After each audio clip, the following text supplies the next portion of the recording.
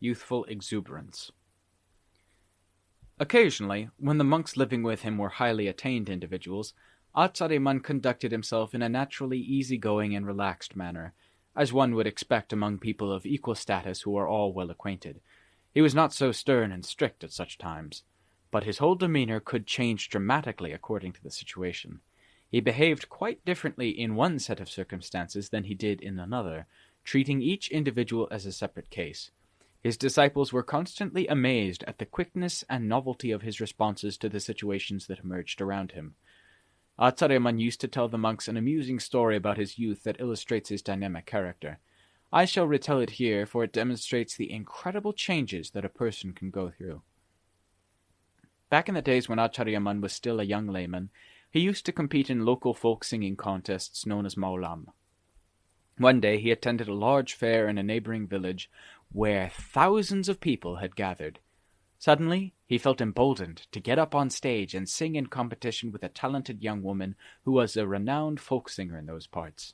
Perhaps he thought it would be fun to have a go at her on stage, or perhaps he felt a little bit in love. Who knows? At any rate, jumping up on stage, he found the young woman quite willing to accept his challenge. By the time they sang through several sets of verses, it became clear that young Mun was losing the contest. As it happened, a savior appeared just in time. Thani, who was then a young man several years older than young Mun, had come to the same fair and was in the audience of the competition. Obviously his friend was losing badly, and things were getting worse with each new set of verses. Continued much longer, the girl would probably have driven him off the stage in disgrace, for she was a seasoned performer and young Mun was a mere novice. Acting on a bold impulse, Mun had leapt up on the stage only to meet a ferocious tigress, her mouth full of fangs, while he was just a pup, sporting a few baby teeth. Dun, as Taukunupali was called then, anxiously thought that if his friend persisted, she would skin him alive, then sell his hide. He thought to himself, Mun doesn't know a tiger when he sees one. He just sees a young lady. He doesn't realize he's about to get slaughtered. I'll have to do something now to save his hide. If I don't, it'll be on sale in the market for sure. Having thought this, Jun jumped up on the stage and began shouting, Damn it, Mun! I've been looking for you all over the place. Your mother fell from the top of the house. I'm not sure if she's still alive or not. I saw her lying there in a heap on the ground and tried to help, but she insisted I go look for you. I've been running around all day trying to find you. I haven't eaten a thing and I'm worn out. Both Mun and the young lady were stunned into silence by this ruse. Mun immediately asked about his mother's condition. Jun, how is my mother? Jun pretended to be so exhausted he could hardly speak. I think she's probably dead by now. I'm about to die myself now from hunger and exhaustion. With that, he grabbed Mun's arm, dragging him from the stage before a crowd of thousands of shocked onlookers, and ran with him as fast as possible. By the time they reached the village outskirts, Mun was desperate to find out more about his mother. What was my mother doing on the top of the house to make her fall? I don't really know what caused her to fall. Seeing her lying there on the ground, I rushed to help, but she sent me right off to look for you, so I came straight away. I didn't have a chance to get the full story. As far as you could tell, was my mother going to die? We're on our way now to find that out for ourselves. When they had walked sufficiently far from the village that Jun reckoned that Mun wouldn't dare go back alone at such a late hour, his whole demeanor abruptly changed as he frankly told Mun that nothing had happened to his mother. I put on that act because I couldn't bear to see your old lady mop the floor with you. I was afraid she'd skin your hide and sell it in the market. That would have been humiliating for me, and for our whole village. She was about to emasculate you there, just for the fun of it. So I tricked you both into believing this story, at the same time convincing the crowd that you had to flee the scene because of a real emergency, not because you'd lost the will to fight. I rushed you away before anyone had a chance to catch on to my ruse. Even that feisty old lady of yours couldn't help being overwhelmed by my ingenious scheme. Did you see how taken in she was? Alarmed by what I said, she watched us leave with heartfelt sympathy for you and your mother. I saved you from the hell she had in store for you. Now what do you think? Wasn't that an ingenious scheme? Oh, no. What a shame. Damn you, Jun. Look what you done to me. I was having a great time chopping her to pieces. By dragging me away, you spoiled my fun. I never imagined you'd do this to me. I'd like to have another go at her right now. I'd be the one sending her hide to the market. You were being slaughtered, and I saved your life, and now you're bragging about how good you were. Maybe I should take you back right now so your old lady can put you on the chopping block again. Look, Seeing she was a woman, I'd figure I'd go easy on her at first, hoping she'd get overconfident. When I had her where I wanted her, I planned to tie her up, throw her in a sack, and sell her to the highest bidder. You failed to understand my strategy. I was baiting her, like a tiger luring a monkey. If you're so smart, then how come you fell for my little sham to pull you away from her devilish clutches? You were so shocked you almost started crying shamelessly right in front of your lady friend. Who'd have ever considered you capable of bagging the old girl? It was obvious. She was about to tie you up and throw you off the stage in full view of thousands of people. Stop bragging so much, Mun. You should appreciate my brotherly efforts to save you from defeat at the hands of that woman. That night, Mun and Zan both ended up missing the fair they had so looked forward to attending. Although they were still in lay life at the time, such stories about these two sages' matching wits were fascinating to hear. Despite the worldly nature of the conversation, it demonstrates how clever people converse. Each new retort captures the imagination. When Acariya Mun related stories about the two of them, we became so absorbed listening that we could almost visualize them as they spoke. There are lots of stories about these two men matching wits, but a few examples should be enough to give the reader an idea of what I mean. The clever ploys they used as young men gave an early indication of their intelligence. Eventually entering the monkhood, both became great sages. Tsaukkunupale Gunupama Acariya and Acariya Mun Biography are renowned throughout Thailand as present-day sages of the highest caliber. I have used the diminutives Jan and Mun because that's how Acariya Mun himself told the story to his students during relaxed moments when there was a break in the usual tense, guarded atmosphere the monks felt when they were around him. I sincerely apologize to both of these esteemed venerables, and to the readers as well, if anything I've written is deemed inappropriate. Had I written the story in a more formal style, the meaning would have not come across so effectively. Such familiarity implies a mutual respect among peers and is commonly used between close friends of all ages. Moreover, I find it convenient to write the story the way I originally heard it. It allows us a glimpse of these two renowned elders as high-spirited youths having a good time, which we can then compare with our usual image of them as absolutely amazing monks who completely renounced the world. Although Acariya Mun preferred to keep to the present, rarely speaking about the past, he liked to sing the praises of Tsaukkunupale's cleverness from time to time. On one occasion, when they were discussing the story of Lord Vesantara, he asked Tsaukkunupale about the mother of Lady Madri, a character in the story. He hadn't seen her name mentioned in the scriptures, and thought perhaps he had missed it. Tsaukkunupale's response was immediate. "What, you've never seen or heard of Madri's mother? Everyone in town knows about her. Where have you been looking that you haven't come across her yet?" Admitting that he hadn't come across her name in the scriptures, Acariya Mun wondered where it was mentioned. "Scriptures? What scriptures? What about that loudmouth Mrs. Orp who lives in the big house at the crossroads on the way to the monastery?" Acariya Mun was puzzled. He couldn't recall any mention of a monastery in the story. Which crossroads and what monastery was he referring to? "You know, Madri's mother, whose house is right next to yours. How could you not know Madri and her mother? How pitiful! Madri and her mother live in your own home village, and you don't even recognize them. Instead, you go searching in the scriptures. I feel embarrassed for you." The moment Tsaukkunupale said that Madri and her mother lived in his home village, Acariya Mun caught on and was able to recollect them. Prior to that, he was puzzled, for he kept thinking of the Vesantara Jataka story. He said that Tsaukkunupale was very clever at skillfully matching wits, using wordplay and riposte in unexpected ways to keep his listeners off balance, thus making them use their intelligence. Acariya Mun used to laugh when he told us about falling victim to Tsaukkunupale's little artifice. Acariya Mun spent one rains retreat near the village of Ban Nam Mao in the Mae Bang district of Chiang Mai province. Sakka, the heavenly Deva Raja, frequently came to visit, bringing a large retinue with him. Even in the dry season, when he went off into the mountains alone and stayed in Dok Kam cave, Sakka brought his followers to visit him there. Usually numbering well over 100,000 on those occasions, they came more often and in larger numbers than other groups of devas. If some in his retinue had never come before, Sakka first explained to them the proper way to listen to Dhamma. Acariya Mun usually took Metta Appamanya Brahma Vihara as the theme of his discourse, because these Devas were especially fond of that subject. Being very isolated, tranquil places, Bannam Mao and Dokkan Cave brought more groups of Devas from many different realms to visit Acariya Mun than did any of his other locations. These beings showed great respect for Acariya Mun and for the place where he lived. Upon entering the area, they were always careful to bypass his walking meditation path, which the villagers had smoothed out with sand. It was sacrosanct. Nagas, too, avoided passage across the path when arriving for a visit.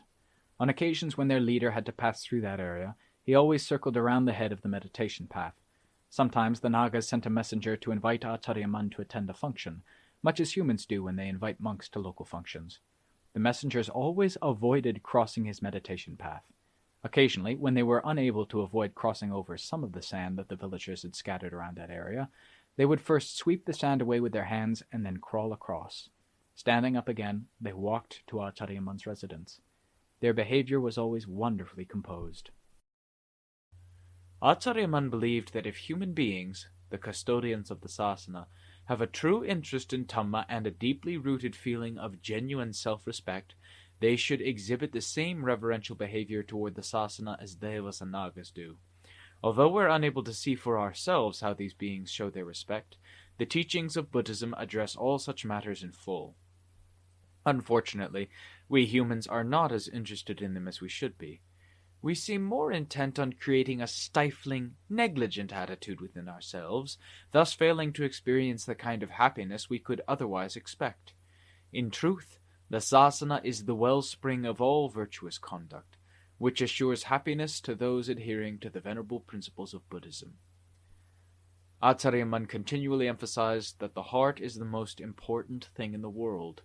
A heart that is vulgar ends up vulgarizing everything with which it comes into contact.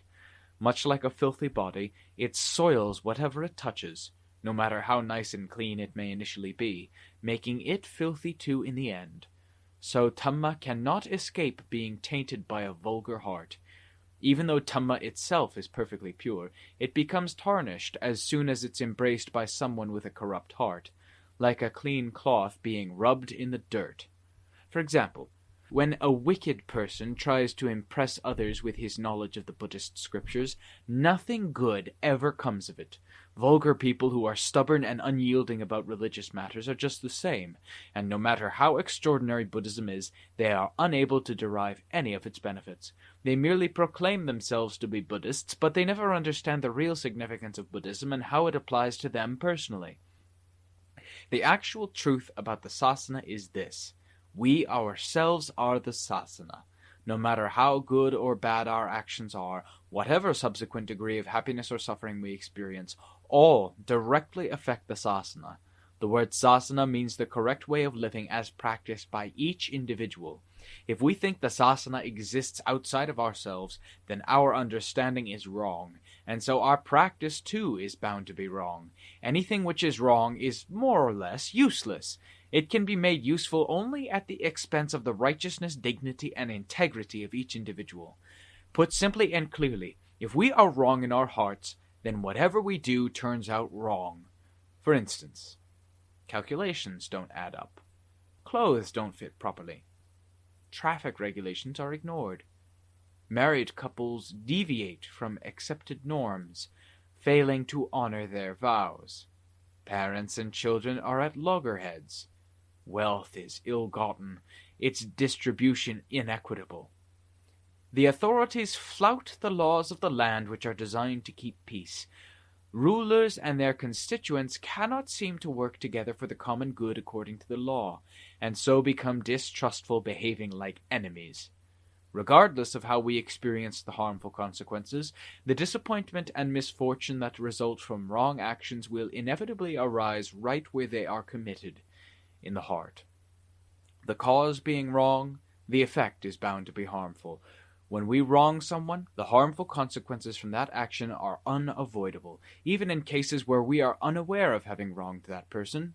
The wrongdoer must necessarily receive the full results of his actions.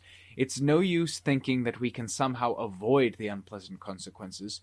Whatever they are, they will definitely manifest themselves someday.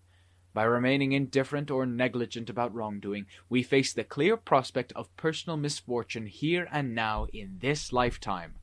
Looking any further ahead than this would merely amount to grasping at shadows and missing the real issue. The sasana is not a shadowy spectre deluding people into ignorance. It's a path that unerringly reveals the truth in all its many aspects. Followers of the sasana who deviate from the path and then unfairly accuse it of having failed them are inextricably compounding their own miserable predicament. The sasana, as always, remains pure and unperturbed. Acariya Mun always stressed that people who accept the truth embodied in Buddhist principles receive the blessings of Dhamma. Being cool and calm themselves, all their relationships tend to be the same as well. The world they live in is a peaceful place where they are unlikely to suffer the kind of contentious bickering that causes acrimony and engulfs both parties in heated recriminations. The reason people never experience the happiness they long for is that they allow a fiery, inflamed mentality to dictate their attitude in everything from business dealings to workplace, from legal proceedings to marketplace. Wherever they go, whatever they do, they are as hot as fire, so they find it hard to maintain a balance in their lives. Such people never seem to consider dousing the bonfire they constantly carry in their hearts so as to gain enough breathing room to relax, balance themselves, and find some measure of happiness. Acariya Mun said that during his whole life as a Buddhist monk he enjoyed investigating the Dhamma taught by the Lord Buddha, whose incomparable breadth and depth are infinitely greater than those of the vast oceans. In all truth, the sasana is so inconceivably profound and subtle that it's virtually impossible to investigate every aspect of it, and the results attained from each successive stage of the practice are so amazing that they defy description. He insisted that only his concern that others would think him crazy kept him from continuously prostrating himself to the Buddha, Dhamma, and Sangha. He would consider it his occupation otherwise, performing it easily and joyfully, without ever experiencing fatigue or boredom. He was absolutely certain that, whatever happened, he would always be inseparable from the Buddha, Dhamma, and Sangha, agaligo. In stark contrast, the world of anicca, dukkha, and anatta constantly smothers the hearts of living beings, leaving them forever distressed and resentful.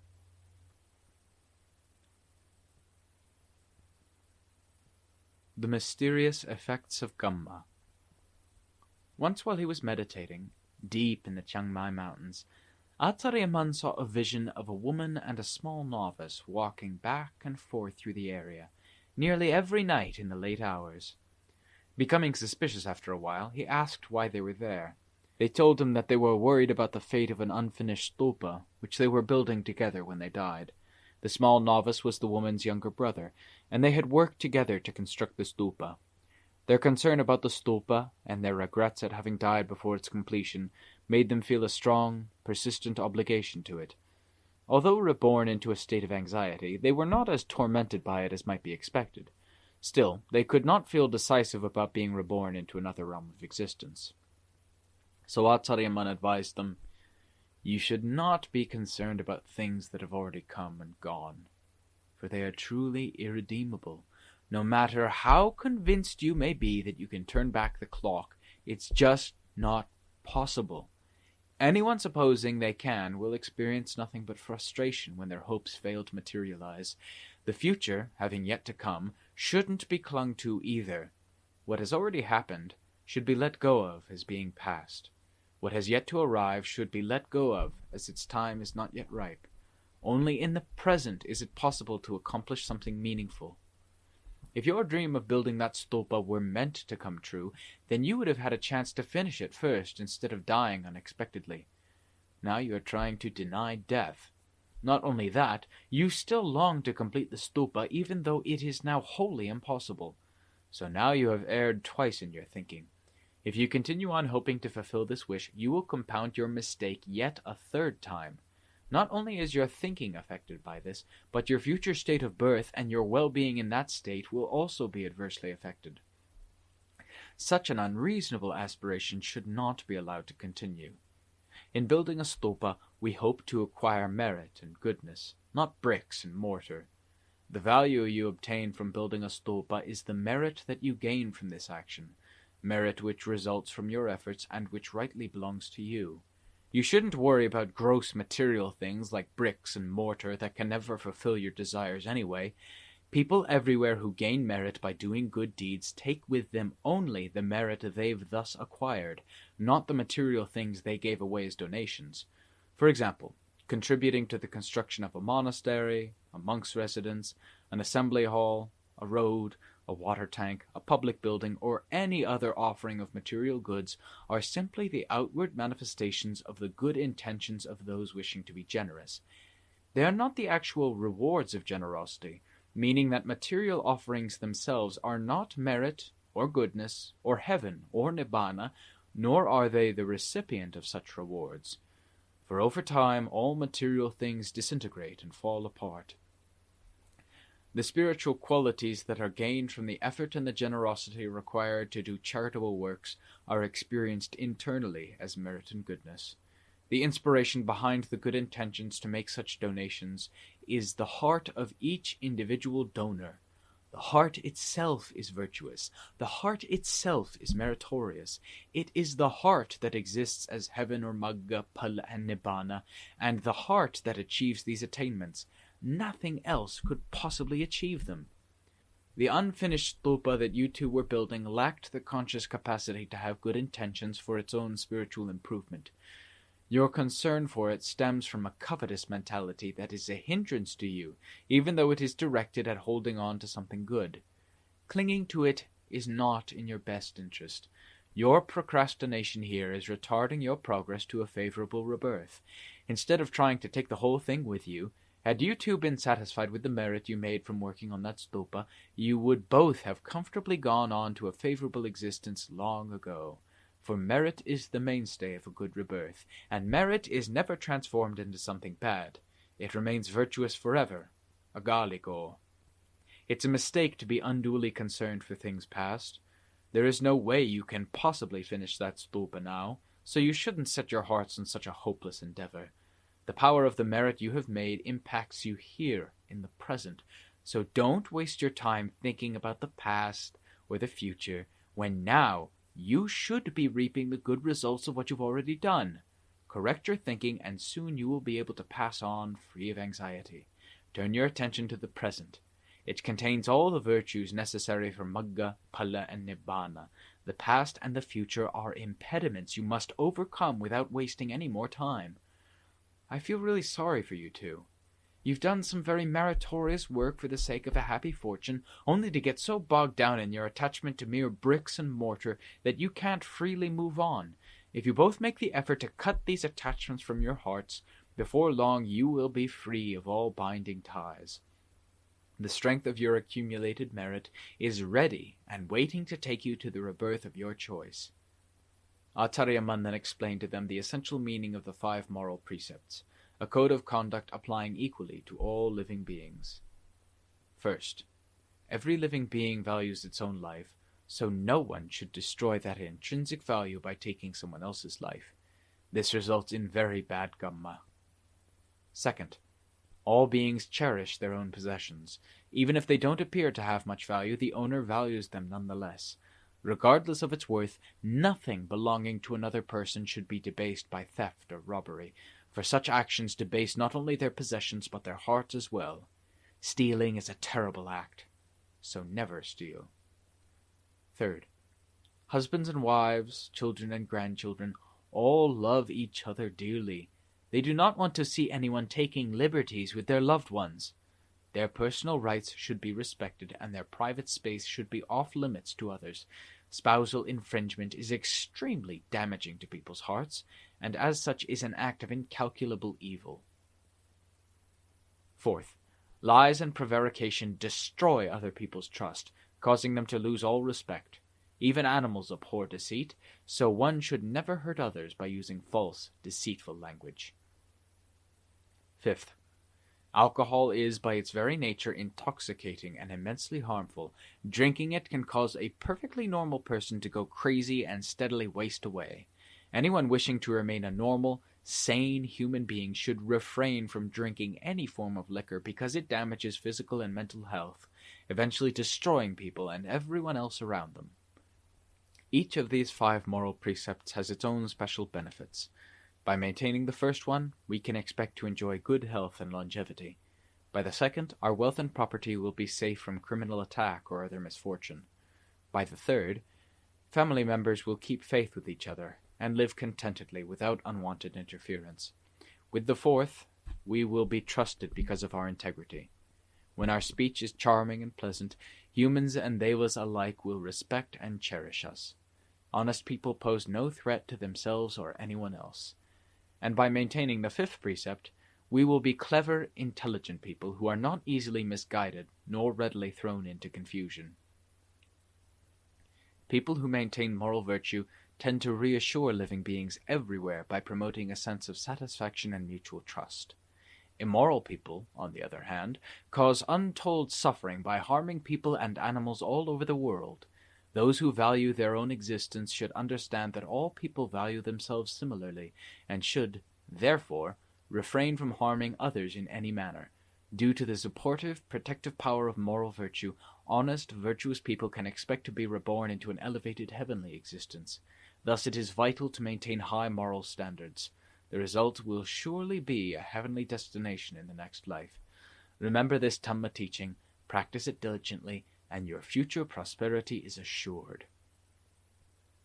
By the time Acariya Mun finished advising the small novice and his sister, both were delighted by his teaching and requested the 5 moral precepts from him, which he gave them. Having received the moral precepts, they respectfully took leave of Acariya Mun and immediately vanished. The power of their accumulated merit and the goodness they cultivated from attending to his discourse and taking the 5 precepts led the two to be quickly reborn into the Dhamma things, the heavenly realm. They then regularly visited Acariya Mun to hear his teaching. On their first visit, they thanked him for his kind assistance in illuminating the way out of the vicious cycle they were in, allowing them to finally enjoy the pleasure of the heavenly existence they had anticipated for so long. They told him that they now realized the great danger that attachments pose to the heart, and the delay they can cause in moving on to a favorable birth. Having received his compassionate advice, they were able to transcend all their concerns and be reborn in a heavenly realm. Acariya Mun explained the nature of emotional attachments to them, pointing out that they are a hindrance in many different ways. The wise always teach us that at the moment of death we should be careful not to have emotional attachments to anything whatsoever. The danger is that we may recall then an infatuation of some kind, or even worse, angry, vengeful thoughts about a particular person. The moment when the chitta is about to leave the physical body is crucial.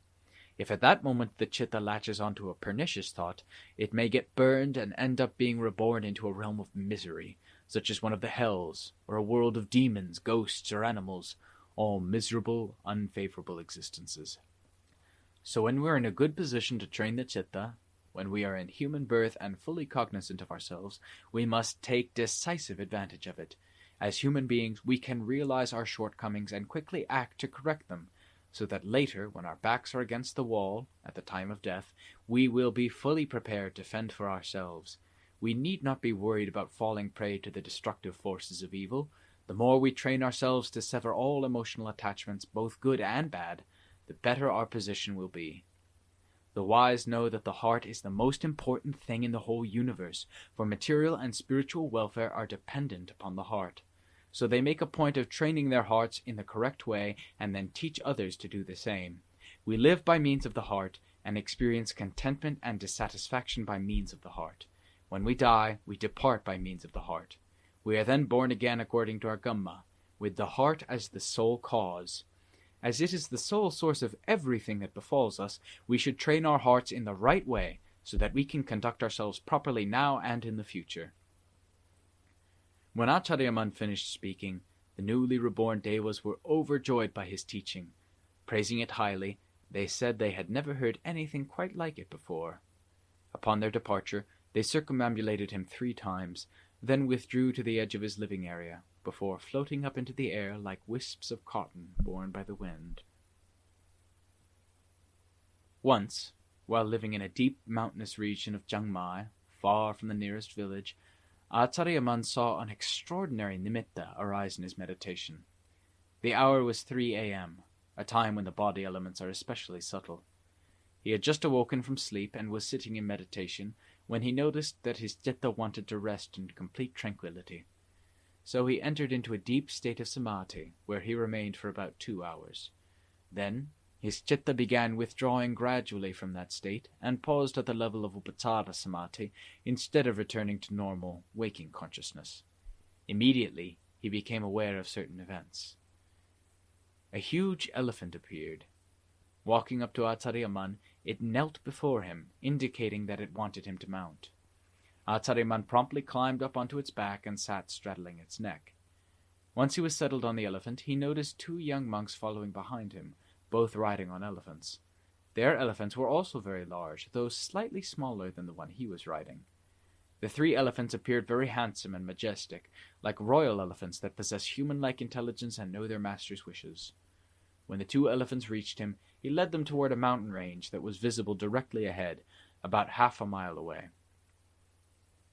Acariya Mun felt the whole scene to be exceptionally majestic, as though he were escorting the 2 young monks away from the world of conventional reality forever. Upon reaching the mountain range, his elephant led them all to the entrance of a cave that was situated on a hill a short distance up the mountainside. As soon as they arrived, it turned around, placing its rear to the entrance. With Acariya Mun still straddling its neck, it backed into the cave until its rear was touching the back wall. The other 2 elephants, with the 2 young monks astride, walked forward into the cave and each took a place on either side of Acariya Mun's elephant, facing inward as he faced outward. Acariya Mun then spoke to the 2 monks, as if he were giving them his final, parting instructions. I have reached my final hour of birth in a human body. Having been completely cut off, perpetual existence in the conventional world will soon cease altogether for me. Never again shall I return to the world of birth and death. I want you both to return and fully develop yourselves first. Then, before long, you will follow in my footsteps, departing this world in the same manner as I am preparing to do now. Escaping from the world, with its multitude of lingering attachments and all of its debilitating pain and suffering, is an extremely difficult task that demands unwavering commitment. You must exert yourselves and pour every ounce of energy into the struggle for this righteous cause, including crossing the very threshold of death, before you can expect to gain freedom from danger and anxiety. Once freed, you will never again have to deplore death and grasp at birth in the future. Having completely transcended every residual attachment, I shall depart this world unperturbed, much like a prisoner released from prison. I have absolutely no lingering regrets about losing this physical body, unlike most people, whose desperate clinging causes them immense suffering at the time of death, so you should not mourn my passing in any way, for nothing good will come of it. Such grief merely promotes the kilesas, so the wise have never encouraged it. When he finished speaking, Acariya Mun told the 2 young monks to back their elephants out of the cave. Both elephants had been standing perfectly still, one on either side, as though they too were listening to Acariya Mun's parting words and mourning his imminent departure. At that moment, all 3 elephants resembled real, living animals rather than mere psychic images. At his command, the 2 elephants, carrying the young monks, slowly backed out of the cave, facing Acariya Mun with an imperiously calm demeanor all the while. Then, as Acariya Mun sat astride its neck, the hind quarters of Acariya Mun's elephant began to bore its way into the cave wall. When half of the elephant's body had penetrated the wall of the cave, Acariya Mun's citta began to withdraw from samadhi. The nimitta ended at that point. Having never experienced such an unusual nimitta before, Acariya Mun analyzed it and understood its meaning as being twofold. Firstly, when he died, 2 young monks would attain Dhamma after him, though he didn't specify who they were. Secondly, samatha and vipassana are valuable assets for an arahant to have from the time of his initial attainment until the time he passes away. During this whole period, he must rely on samatha and vipassana to be his Dhamma abodes, easing the discomfort that is experienced between the citta and the 5 khandhas, which remain interdependent until that moment, popularly known as death, when the mundane khandhas and the transcendent citta go their separate ways. At death, samatha and vipassana cease to function, disappearing like all other mundane phenomena. Following that, nothing further can be said.